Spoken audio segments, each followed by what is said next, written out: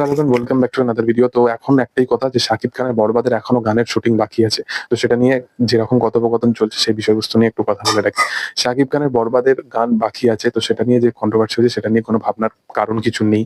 সেটা অনেক ছবির ক্ষেত্রে হয়ে থাকে। সিকান্দারের এখনো গান বাকি আছে, পুষ্পা 2 এরও আল্লু অর্জুনের এখনো গান বাকি আছে। তো সেটা আল্লু অর্জুনের গান বাকি ছিল। তো ১ সপ্তাহ আগে তাদের বিজিএম যে দিচ্ছিল ডিএসপি সেটাকে চেঞ্জ করা হয়েছিল। তো ওরকম বড়, বড় প্রজেক্টের সময় হয়ে থাকে।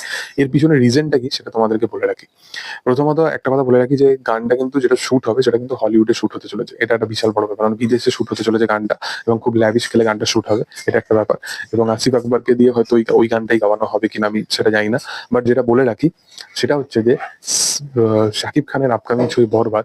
বরবাদের কিন্তু তোমরা সকলেই জানো যে দুখানা লুক থাকতে চলেছে।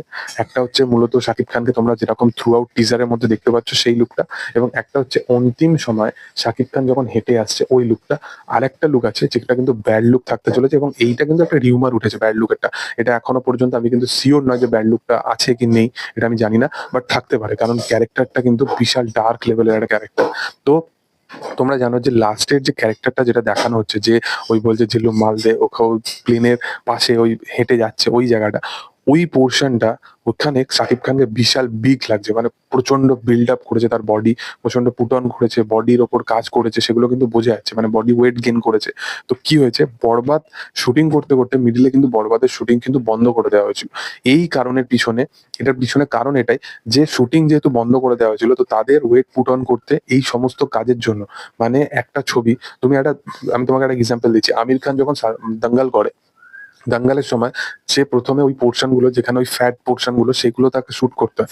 তারপরে তাকে একটা টাইম নিতে হয়, মানে প্রপার একটা টাইম নিতে হয়, এবং সেখানে সে ওয়েট গুলোকে আবার মানে প্রপার গেইন করে আবার সেই মানে একটা নর্মাল ফিজিকের মধ্যে আসে, এবং তারপরে তাকে আবার সিনেমায় যুক্ত হতে হয়। তো সেটা একটা লং টার্ম পিরিয়ড হয়, কারণ একটা বড় প্রজেক্টের সিনেমা। বাট শাকিব খানকে তুমি ভাবো যে একটা সিনেমা সে করছে, এবং সেখানে সে বাংলা ইন্ডাস্ট্রি একটা সিনেমা, সেখানে বেশি টাইম থাকে না তার। ১ বছরের মধ্যেই তাকে দুখানা মতো সিনেমা আনতে হবে। সেখানে সে এরকম একটা রিস্কি ক্যারেক্টার করছে যেটা তার এই আপকামিং ছবির জন্য প্রবলেম হয়ে দাঁড়াতে পারে। তো সেই রকম সামথিং কিছু কিন্তু সে একটা স্টেপ নিচ্ছে। তো বোঝা যায় যে সে কিন্তু প্রফেশনালি কতটা ডেডিকেটেড একটা পার্সন।